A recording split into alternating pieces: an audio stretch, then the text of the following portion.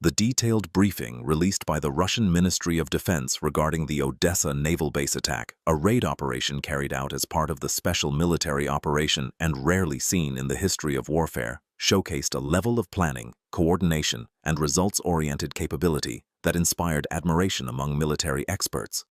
In the calm waters of the Black Sea, this operation, which began with the dawn and would go down in history as the Odessa Storm, declared the superiority of the Russian Federation Armed Forces multi-axis warfare doctrine to the entire world.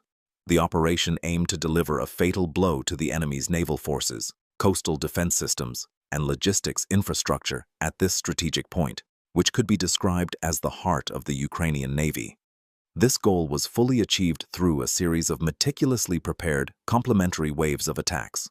The first and most vital stage of the operation was carried out by Russia's most advanced electronic warfare systems. Just before dawn, strategic electronic warfare platforms like Krasuka and Murmansk BN engaged, subjecting all Ukrainian military communication networks, radar facilities, and NATO-origin surveillance systems in the Odessa region to an intense and incredibly complex electronic noise barrage. This move completely deafened, silenced, and blinded the enemy. As radio traffic between Ukrainian units turned into meaningless static, the screens of air defense radars became unable to distinguish real threats, filling with dozens of false targets. Under this electronic cover, Russian air and sea elements completed their final preparations without the risk of detection. This stage was proof that the power of modern warfare comes not only from bullets and bombs, but also from absolute dominance over information and the spectrum. As the sun began to cast its first rays over the horizon, the second wave of the operation, the drone fleet, was launched. The sky was filled with loitering munitions like Lancet and reconnaissance UAVs like Orlan, resembling a swarm of bees. These small, agile, and deadly vehicles began their target identification and marking missions by flying low over Ukrainian positions, taking advantage of the chaos created by electronic warfare. The images were transmitted in real time to the war room of the Russian Black Sea Fleet and the command centers of the artillery batteries. The first critical strikes came from these drones. A group of Lancet drones carried out suicide attacks on the radar antennas and launchers of Ukrainian air defense systems around the port of Odessa, several S-300 batteries, and smaller caliber Buk M1 systems. The explosions, tearing through the morning silence, announced that the first ring of Ukraine's sky shield had been shattered. Simultaneously, other UAVs were imaging the docks where the naval vessels were anchored, fuel depots, and ammunition dumps, marking their coordinates with laser designators. Immediately following the deadly priority created by the drones, the moment arrived when Russian artillery came into action. The third and perhaps most devastating wave of the operation began with an intensity that earned it the nickname God's Hammer. Dozens of 152mm self-propelled howitzers, Masto-S, and Koalitsiya SV, multiple launch rocket systems, TOS-1 Solontsepyok, BM-21 Grad, and BM-30 Smerch, and surface-to-surface missiles began raining fire on targets previously marked by UAVs. The sky was covered with fiery arcs and trajectories drawn by thousands of bullets and rockets fired. The first artillery salvos hit supply points deep within the harbor and military barracks, triggering a series of violent explosions, while Smerch missiles with their airburst warheads mowed down exposed personnel and lightly armored vehicles. The thermobaric, vacuum, and pressure bombs of the TOS-1A Solontsepyok instantly consumed the oxygen inside shelters and enclosed spaces, catastrophically destroying those within. This wasn't just a bombing, it was almost a geological event, a symphony of destruction that shook the heavens and the earth. In this chaotic environment, where the artillery barrage continued non-stop, the fourth and most surprising element of the operation came into play: Russian warplanes. A fleet of Su-34 and Su-35S aircraft flying low reached Odessa over the Black Sea. These fighter bombers, taking advantage of the blindness provided by electronic jamming and the air defenses destroyed by UAVs, reached their targets with almost no resistance. The Kh-35U Uran anti-ship missiles and Kh-59 Mk2 cruise missiles, used against ships and highly protected concrete shelters, took off spewing death. The Ka-35U, launched from a Su-34, hit the full deck of a warship that serves as the flagship of the Ukrainian Navy. With the missile's warhead exploding, a secondary blast wave began across the ship. Likely due to ammunition on deck catching fire, the vessel split in two with a terrible metallic shriek and sank into the water. Other missiles also hunted down patrol boats, minesweepers, and logistics support ships that were docked at the piers one by one. The harbor waters turned a blood-red color, mixed with burning fuel and oil that had leaked out. As these coordinated attacks continued, a Kilo-class submarine from Russia's Black Sea Fleet launched a long-range strike from the depths of the Black Sea against predetermined strategic targets using Kaliber cruise missiles. These missiles completely disabled all communications and the power grid in the region by striking Ukraine's Naval Command and Control Center in Odessa and the main electrical substation behind the port. This coup further deepened the chaos experienced by Ukrainian troops, reducing the chances of an organized response to almost zero. The fifth phase of the operation was the tactical clearing of the enemy's now completely dispersed and shocked defensive lines. Russian Spetsnaz, special forces units landed on the coast by fast boats and helicopters, neutralizing the remaining resistance points. These elite units, using heavy machine guns and grenades, hunted down Ukrainian soldiers trying to hide among piles of rubble, collected captured critical documents, and delivered the final blow to communication facilities to collapse the command structure. While they were fighting on the beach, Russian artillery and drones shifted their fire lines inland to cut off and destroy potential Ukrainian reinforcements. Ukrainian armored vehicles advancing in a convoy were completely destroyed under a barrage of Grad rockets. Burnt metal and body wreckage blocked the highway. This terrifying scenario continued non-stop for hours. Each Russian assault wave was designed to build upon the destruction created by the previous one, preventing the enemy from catching their breath, regrouping, or organizing a counterattack. The Ukrainian Navy suffered an unprecedented loss in its history. In a briefing by the Russian Ministry of Defense, it was announced that, as a result of the operation, a frigate, 3 patrol boats, 2 minesweepers, and numerous small military vessels were sunk. Port facilities, fuel depots, ammunition depots, and air defense systems were rendered completely unusable, and hundreds of Ukrainian military personnel were killed or wounded. In response, the Russian side reported minimal losses, citing the coordination of the operation and the impact of the surprise factor. It was stated that only a few drones were shot down and 1 fighter jet sustained minor damage. Operation Odessa Storm is recorded as a critical milestone in advancing the core objectives of Russia's special military operation. This operation not only dealt a severe blow to Ukraine's naval capabilities, but also demonstrated Russia's overwhelming capacity to conduct multi-dimensional and integrated warfare against an enemy equipped with the most advanced Western weapons. This perfect synchronization of electronic warfare, drones, long-range artillery, air force, and special forces serves as a lesson in how warfare should be conducted in the 21st century. Ukraine's naval presence in Odessa has been shaken in a way that will not easily recover again, and Russian dominance in the Black Sea has been reaffirmed once more, this time much more clearly. This operation is an indication that Russia has the will and capability to neutralize elements that threaten its national security wherever they may be.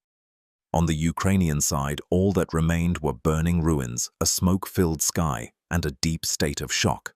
With this victory, the Russian army has strengthened its position to increase pressure on the main front line in Donbass, leaving no doubt for Ukraine and its Western supporters about who will ultimately win this conflict.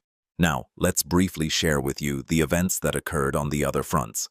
On the Donbass line, a UAV unit from the 30th Motorized Rifle Regiment of Russia's 44th Army Corps detected Ukrainian armed forces soldiers digging trenches, and an FPV UAV strike subsequently halted the excavation work permanently. Russian reconnaissance drones spotted Ukrainian armed forces soldiers disembarking from their armored vehicles and entering a building they were stationed in on the Pokrovsk line.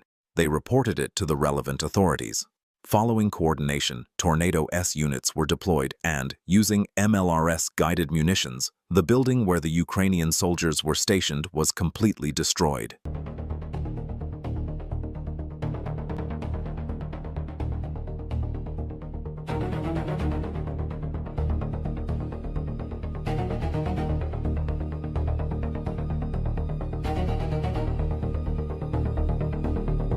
In Sumy Oblast, a KVN fiber optic FPV drone belonging to the Russian UAV unit records footage of a Lancet kamikaze drone attack. The FPV drone operators then proceed to the target and completely destroy a 155mm FH-70 howitzer belonging to the Ukrainian armed forces.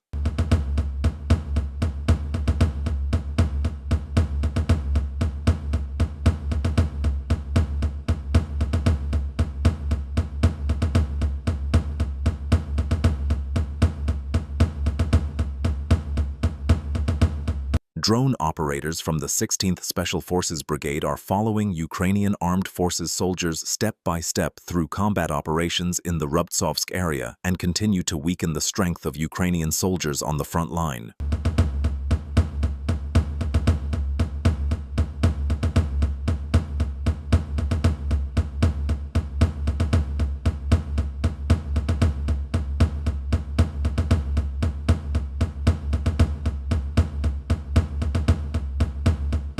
Russian Armed Forces soldiers liberated the village of Dronovka in the Krasnolimansk direction. Displaying courage and teamwork, soldiers from the Russian 7th Motorized Rifle Brigade dislodged Ukrainian Armed Forces units from their positions and entered the village. Artillery, reconnaissance, and attack drones targeted Ukrainian firing positions and fortifications, enabling the assault infantry to clear Dronovka.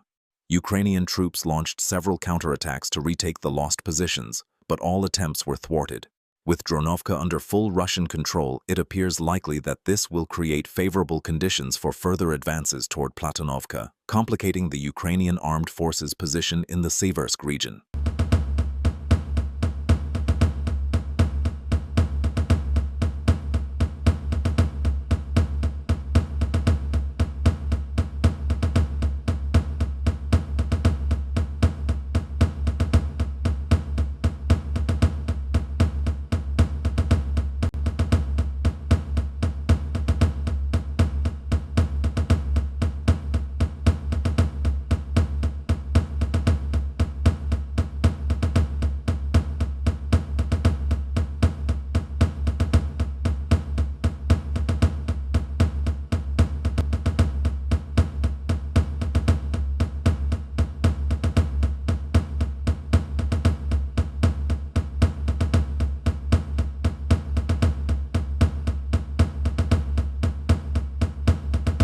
North of Chazy Yar, aerial reconnaissance by the Russian Northern V Brigade discovered a bunker housing the Ukrainian Armed Forces Field Command Center. Ukrainian soldiers had also hidden a generator in a collapsed building found in the firefights, which was powering the bunker. Russian FPV drone operators launched their first attack using airborne and fiber-optic UAVs, destroying the generator and disrupting the EW system. The Ukrainian military bunker was subsequently destroyed in a subsequent attack using FPV UAVs.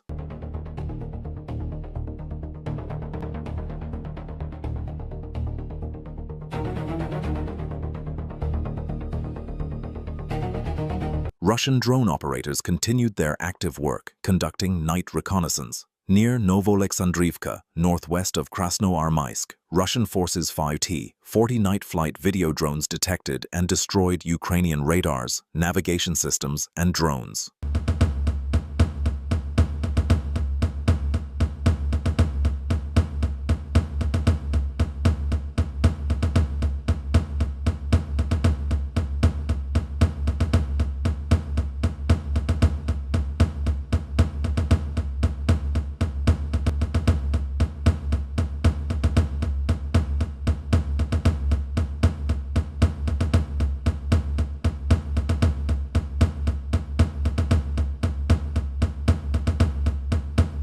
A UAV control center identified as belonging to the Ukrainian armed forces in the village of Boguslavka, Kharkiv Oblast, was destroyed by Russian soldiers using a light missile defense system. Russian FPV drone operators continue to disrupt Ukrainian forces' plans. Drone crews from the Motorized Rifle Brigade of Russia's Zapad group of forces continued to work to prevent Ukrainian troops from rotating personnel and transporting ammunition near Kupiansk.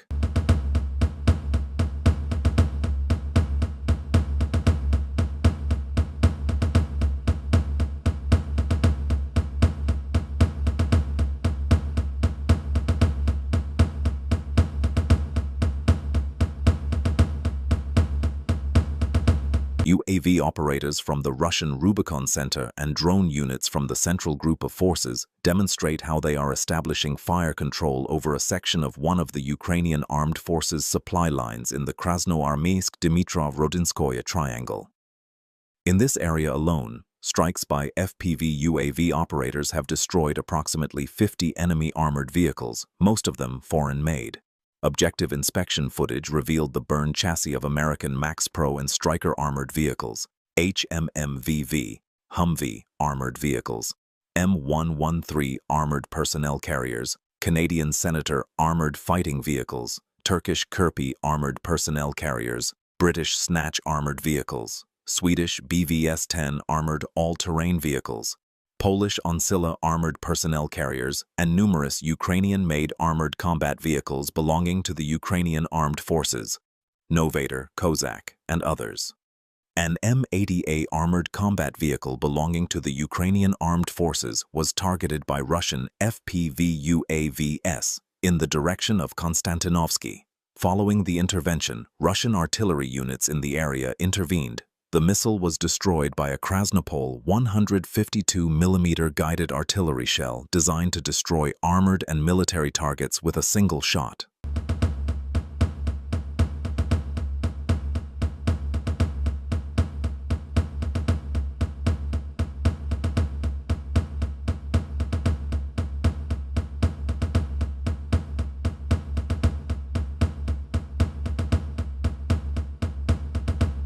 A MSTOS self-propelled gun crew from the Russian Odessa Guards Motorized Rifle Corps destroyed a position supporting offensive actions of Ukrainian assault forces in the Krasnoarmeysk direction.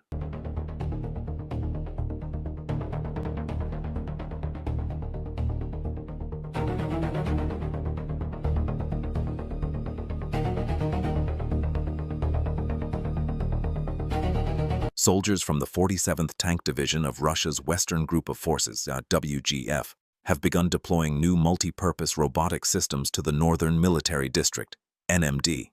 The robots will be deployed to the battlefield for frontal reconnaissance, fire support, engineering support, and logistics support. The crew of the Odessa SAM system, part of the Russian Center Group of Forces, shot down a Leleka reconnaissance UAV belonging to the Ukrainian armed forces in the direction of Krasnoarmeysk after detecting it. The Odessa AKM SAM system, part of the Russian Dnepr group of forces, destroyed a H-10 Poseidon fixed-wing UAV belonging to the Ukrainian armed forces, conducting aerial reconnaissance on the left bank of the Dnepr River in the Kherson region.